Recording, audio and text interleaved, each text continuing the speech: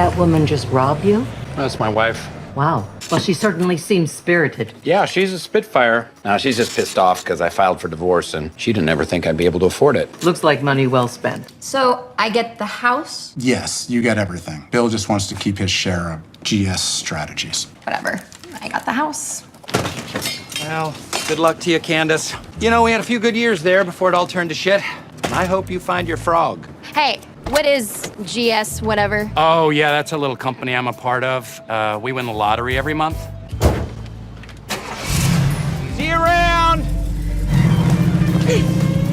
The movie opens in the small town of Everett, where an elderly couple, Jerry and Marge Selbee, drive their pickup truck to a convenience store to buy lottery tickets. They've discovered a mathematical loophole that lets them predict and almost guarantee the outcome of a state lottery game. But their story doesn't actually start here. It begins a little earlier. One morning, Jerry wakes up before dawn for another shift at the cornflakes factory, where he's worked since he was in high school. But today feels different. He suspects it might be his last day. Standing before the board of directors, he tries to convince them that despite his age, his sharp mind and talent for numbers still make him valuable, even though the production line he runs is shutting down. They gently remind him that he's due for retirement. Come on, you served your time. These are your golden years. Just like that, Jerry is officially retired. That night, Jerry and his wife Marge host a small dinner with their children, Doug and Dawn, and their close friends Howard and Shirley, to celebrate the milestone. After a toast, Howard and Shirley suggest he join them in real estate, but Jerry insists he'll just stay home and help Marge with chores. Jokingly, he offers to consult for Doug's construction company if Doug is willing to pay him a fee, which makes everyone laugh. The mood lifts even more when their granddaughter announces they have a present for Jerry. They surprise him with a retirement gift, a shiny new fishing boat. Jerry is touched, although when the others head back inside, he quietly admits to Marge that he barely owns regular clothes for fishing since he's always worn work uniforms. Marge reassures him that they can fix that. A month later, the boat still hasn't moved from the yard. Jerry stops by the local store for coffee and a Sudoku puzzle, then visits his longtime accountant and friend, Steve. What are you doing out here? My appointment's at 10. No, you said you'd come at 10. I don't have any other appointments. I have 6 clients. Okay. When Jerry asks how he stays afloat financially, Steve admits he works full-time as an online travel agent now. They get down to business, and Steve reveals that Jerry's savings have only grown by about 2%. He urges Jerry to invest in the stock market, promising he could double his money in a little over 7 years. Jerry declines and heads out. Before he leaves, Steve reminds him to enjoy retirement and maybe take that boat out for a spin. So Jerry finally tries. He straps the boat to his pickup and drives to the river. But things go wrong fast. He forgets to set the parking brake, and the truck begins rolling into the water. Panicked, he jumps in and pulls forward, totally forgetting the boat is still attached. Frustrated and embarrassed, he returns to the store for another cup of coffee to calm down. While there, he overhears the cashier explaining the rules of a lottery game called Windfall to a customer. What's a roll down? Oh, it's when the jackpot hits 2 million and nobody gets 6 numbers. Then the whole jackpot rolls down to the people who got 3 or 4, whatever. Just better odds. Jerry sits down and notices a Windfall pamphlet on the table. He reads the rules carefully. Something clicks. With his mathematical instincts kicking in, he begins scribbling calculations on a napkin and realizes the game has a loophole. During special roll-down weeks, the jackpot money gets distributed among players who match fewer numbers, meaning with the right strategy, you can guarantee a profit. Excited, Jerry rushes to Steve to share the discovery. He explains how buying large amounts of tickets during roll-down weeks can produce consistent wins by hitting 3 or 4 numbers. So, the math is in your favor.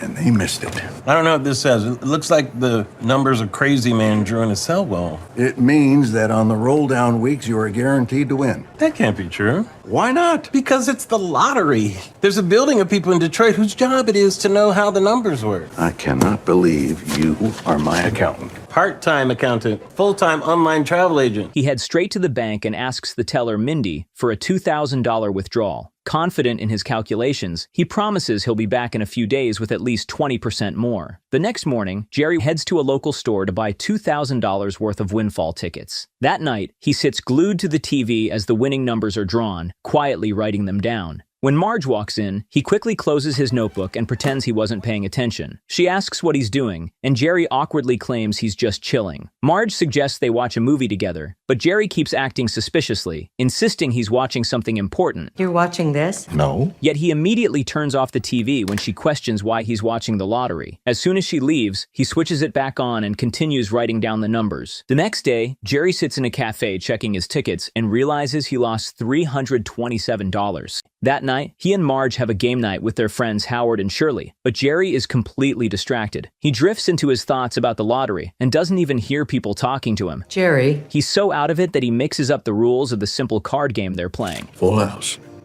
We're playing gin. When the night ends and their friends leave, Marge gently asks what's wrong. Jerry admits he's been feeling down because of retirement, and he misses having a purpose. They sit together on the porch, and Marge comforts him, reminding him that life isn't over and that good luck comes just as often as bad. That phrase hits Jerry instantly. He realizes he forgot to account for probability in his formula, which is why he lost the first time. Man, what a dummy.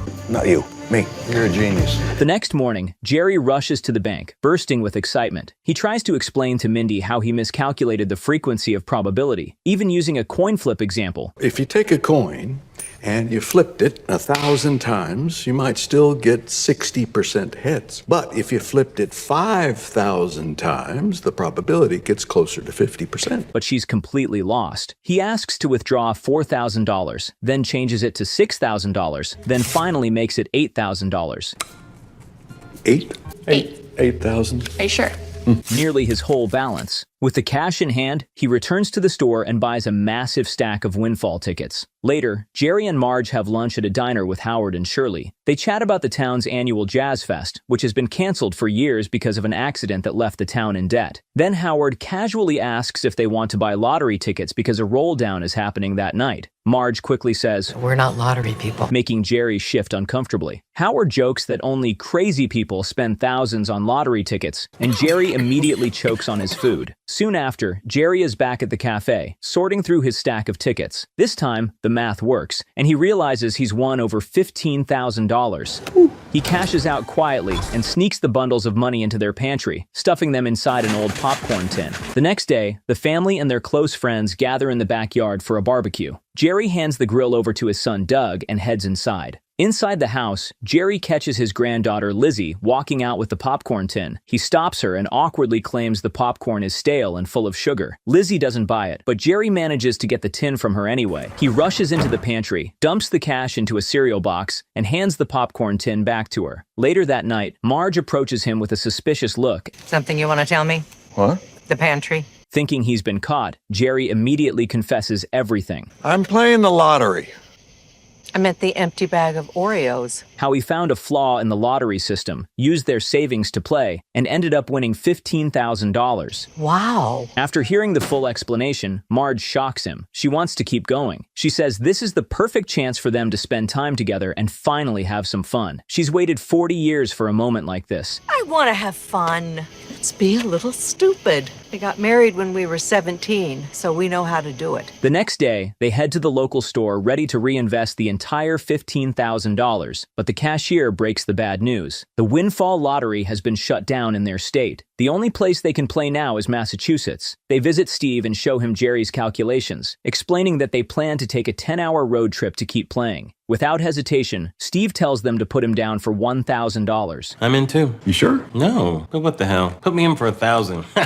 I just got a cruise I gotta cancel now. The following morning, Jerry wakes up to find the bed empty. Marge is already dressed, packing food, snacks, and everything they'll need for a 3-day trip. She tells Jerry to grab the boxes, and before he can even change out of his clothes, they're on the road. As they drive toward Massachusetts, they munch on snacks Marge packed and enjoy the adventure together. Hours later, they arrive at a gas station with a windfall lottery machine. Inside, they meet the owner, Bill, and tell him they want $16,000 worth of tickets, $8,000 in total. Bill pauses to ring up a little kid first, then informs them that the machine prints 1,000 tickets per hour. It'll take 8 full hours. Marge says that's fine, and Bill lets them operate the machine themselves. That evening, they check into a motel. The nostalgic atmosphere reminds them of their prom night and honeymoon. When the windfall drawing begins, they turn on the TV, write down the winning numbers, and begin the long process of checking every single ticket. They work through the night and finish by morning. Jerry calculates their total. They've won $21,000, giving them a $5,000 profit.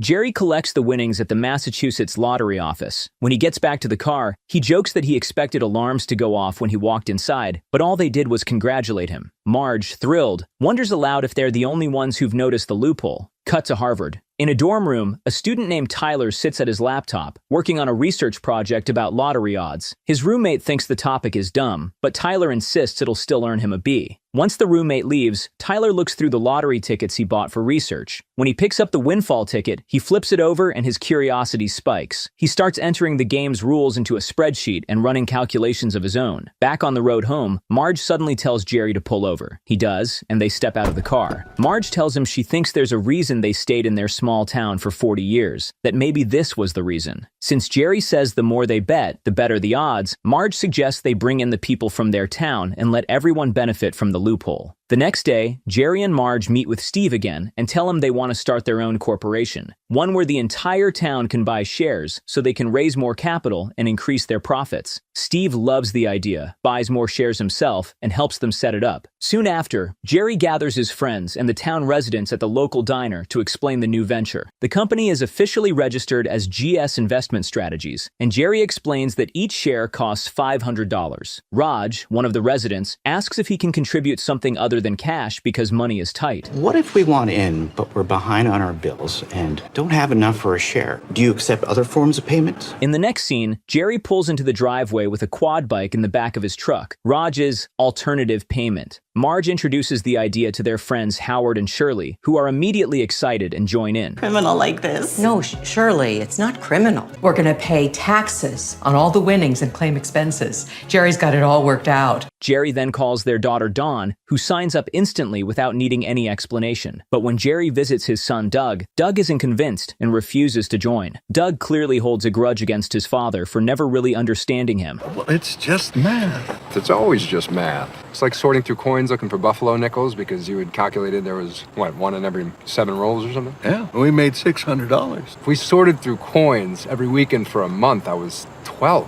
It was fun. It would have been nice to just throw the football or something. After Doug leaves, Lizzie asks Jerry to take her in. I'll be in your business, Pop-Pop. How are you at logos? Good. Well, come here and show Pop-Pop. Later, the couple returns to Bill's store, Liquor Hut in Massachusetts. They tell Bill they want to print $40,000 worth of windfall tickets. Bill is stunned and jokingly asks, You guys drug dealers? We're professional lottery players. Bill explains that printing that many tickets will take all night, but he needs to close the store and meet his friends. Jerry then proposes a partnership. He shows Bill Lizzie's hand-drawn logo and introduces him to GSIS. I'm in.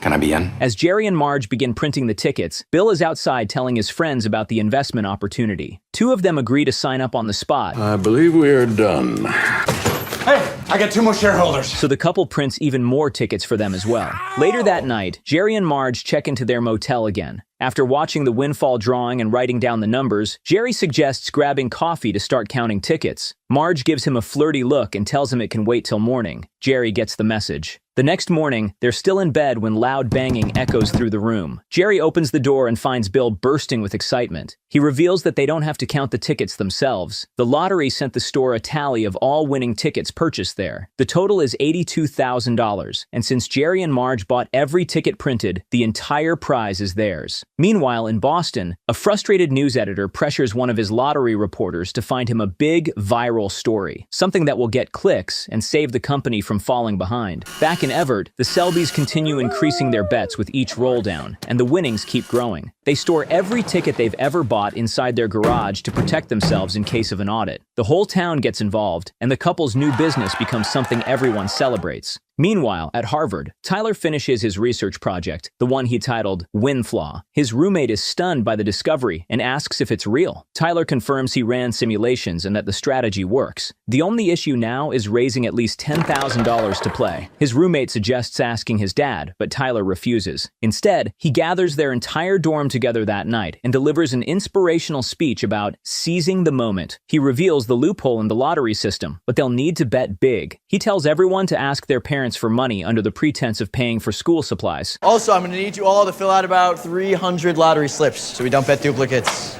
You're not filling any out? No, I'm in charge.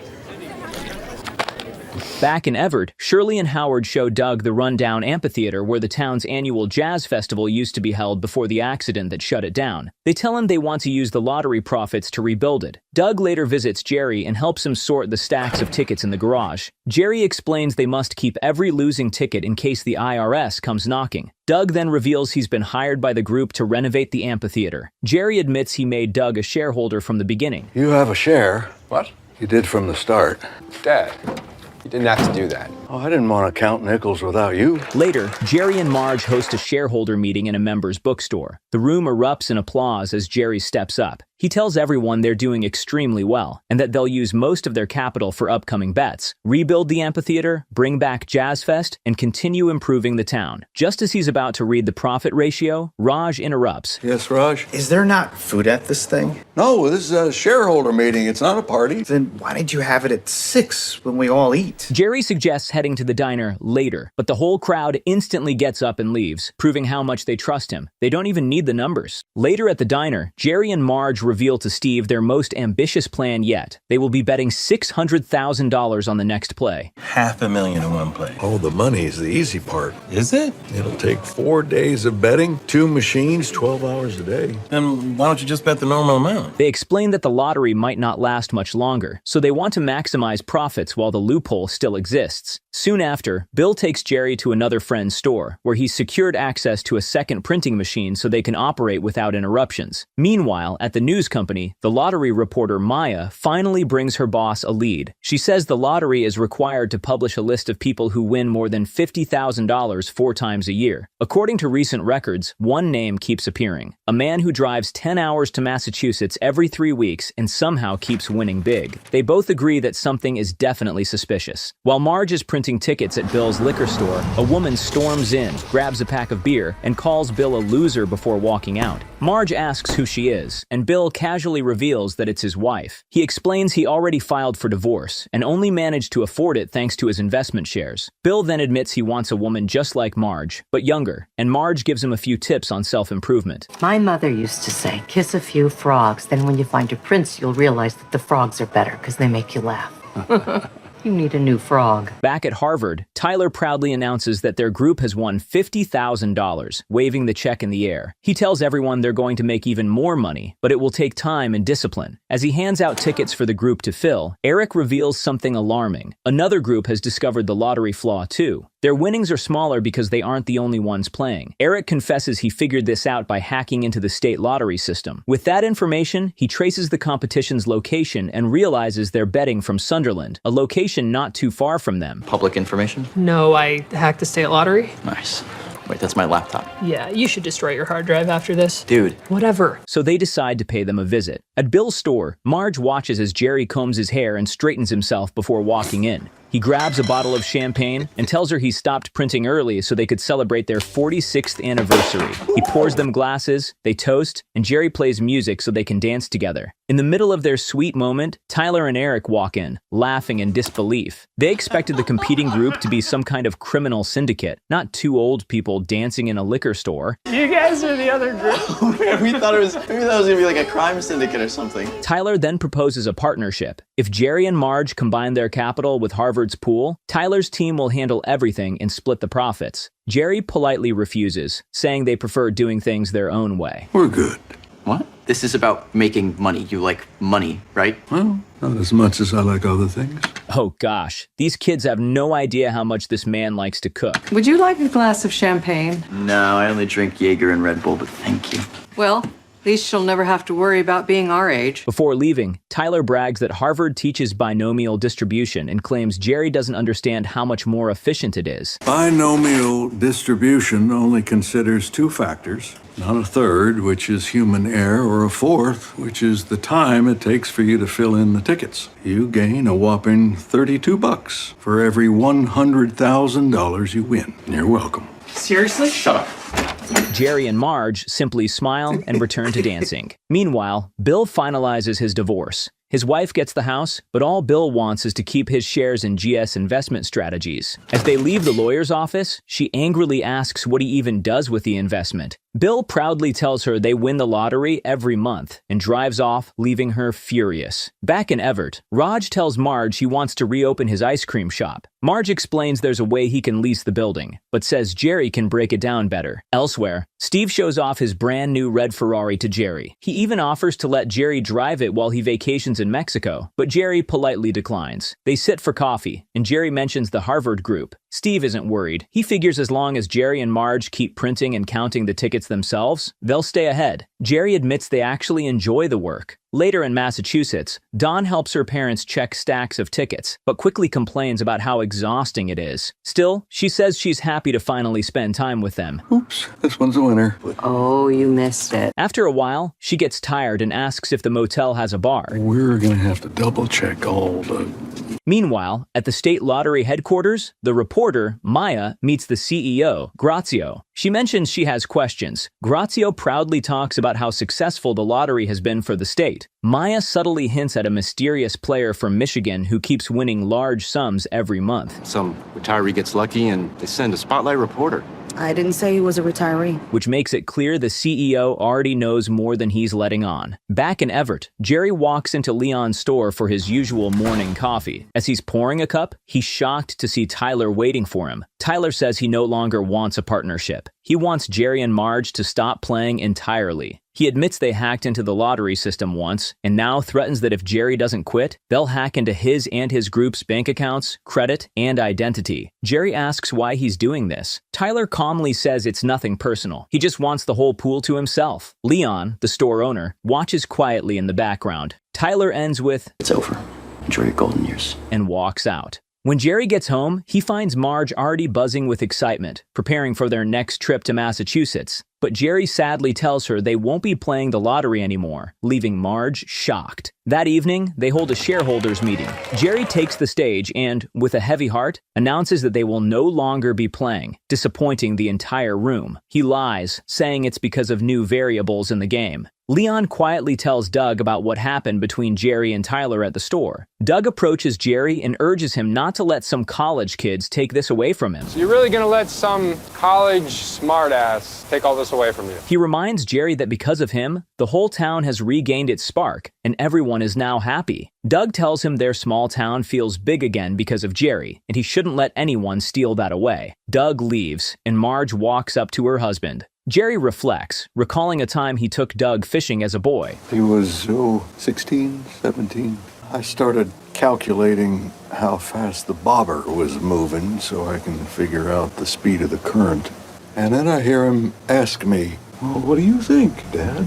It was at that moment that I realized he was talking about a girl that he liked. He admits to Marge that sometimes he thinks he sees things others don't, but often he's actually missing the bigger picture. After this moment of self-reflection, he walks home, deep in thought. Later at home, Marge reminds Jerry that the next roll down is this weekend. Jerry says he already knows, but explains that he's just trying to do the right thing by not playing. Marge tells him he's never been the type to give up without finding a solution, and he shouldn't start now. Using a playful binomial distribution analogy, she reminds him that they have each other and aren't afraid to do something a little stupid. Her words motivate him, and soon, the couple is driving to Massachusetts in their pickup truck. Later, they arrive at Bill's store in Massachusetts. Meanwhile, at Harvard, Tyler is counting his group's winnings when Eric tells him they didn't get the entire jackpot. Tyler asks who else did, and Eric reveals it's Jerry and his group. Tyler is furious.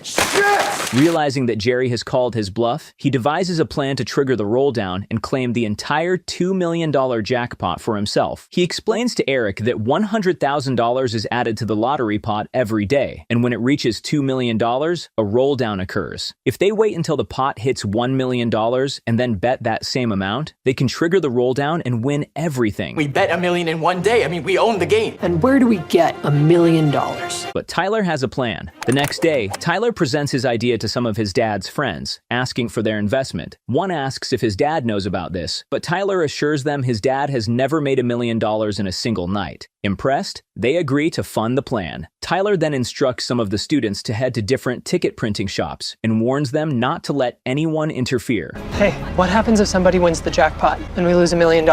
Beyond dropping out of school because I blew my entire tuition, I think one of those investors might actually kill me. A few days later, as Jerry and Marge are about to settle into their motel room, Bill rushes in, revealing that the roll-down has already been triggered, weeks earlier than expected. Jerry is stunned. Realizing that Tyler and his group must have done it, he jumps into his truck and drives straight to Harvard. When he arrives, he finds Tyler celebrating with the students. Tyler jokes, asking if Jerry has come to give him a whooping. Jerry admits he wants to, but instead tells Tyler he's disappointed in himself for letting someone so selfish get to him. Jerry explains that being the smartest person in the room isn't what matters. It's the people around you and how they support you. But it turns out it's this room that matters. All these bright young people helping you get rich. How are you helping them? Guess you haven't run the math out on that, huh? Jerry wishes them luck and leaves. Inspired, the students drop the tickets and refuse to count anymore. What? Just get back to counting. Ignoring Tyler's commands. Back in Everett, Jerry and Marge are at Steve's office with Bill, discussing how Tyler and his Harvard group managed to trigger the roll-down. Steve and Bill suggest they do the same, but Jerry refuses, saying it wouldn't be fair to regular players, and Marge agrees. Steve points out that it's not the lottery stopping them, just a bunch of college kids, which sparks an idea in Jerry. He realizes the lottery doesn't care who plays, they just play the game to win. Next, Jerry and Marge go to the state lottery headquarters for a meeting with CEO Mr. Grazio and other board members. Jerry explains that a few years ago, the lottery was losing money. Then along comes windfall and all that changes. You folks made millions before you realized there was a flaw in the math.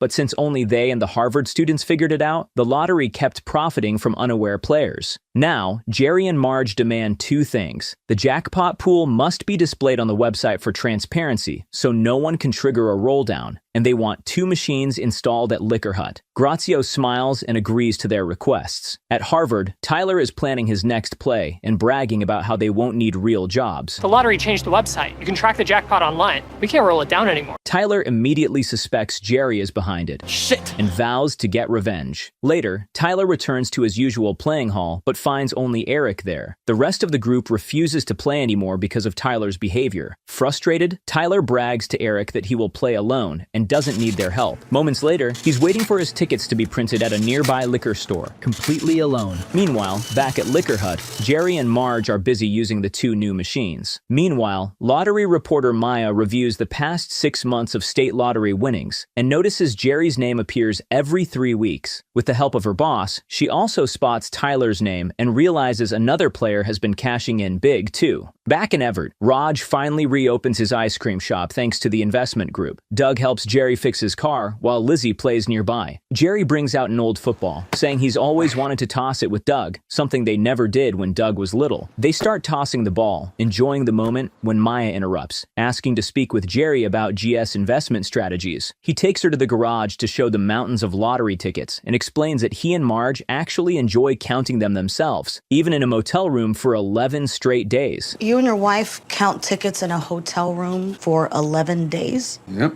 That's so much work. Doesn't seem like work. I've worked all my life. This is different. This is very different. Maya is impressed. When she gets back to the office, she notes to her boss how the Selbee couple helped their town with a lottery loophole. They helped their entire town. The flaw isn't the story. But her boss ignores it, saying it wouldn't make a flashy headline. Later, Jerry and Marge arrive at Liquor Hut, excited for their biggest game yet, but they're disappointed to see lottery workers removing the windfall machines. Bill explains that the lottery has revoked their license, showing them a news story detailing how they and Tyler discovered the flaw and cashed out millions. Tyler's face is plastered across the page. At Harvard, Tyler's father storms into his dorm, furious, and tells him to pack his bags because he's being sent home. Back at home, Marge and Don watch the news as the report announces that 2 groups exploited the lottery and won millions. The state lottery will phase out the game after the roll-down that night. Don remarks that they could have made their final win that day, but Marge says it wouldn't have felt the same anywhere else. She notices Jerry sitting quietly and says the lottery was more than a game game to him. He finally got to use his gift to connect to people. Just then, Steve arrives in his Corvette, informing them of a shareholder meeting that night. That evening, Jerry and Marge arrive to find a surprise. Jazz Fest is in full swing, and the whole town is there to celebrate. Everyone applauds them as they arrive. Then, they reveal they traveled across states to purchase tickets for their final play, leaving the couple excited. Jerry and Marge are thrilled to see Raj driving up with a tractor full of boxes of tickets, since they left all the counting to the couple. Jazz Fest begins, and Jerry and Marge dance as the town joins in. Steve even gets asked to dance by a pretty woman. Amid the celebration, the couple admits they'll miss the lottery, though Marge wishes they had won the jackpot at least once. Jerry smiles and says he already did by having her. As the music ends, they rush off to start counting the tickets. The movie closes with Bill's voiceover, explaining that Jerry and Marge used their winnings to start a construction loan business, while he built a luxurious man cave for himself. In total, Jerry and their group won a grand total of $27 million.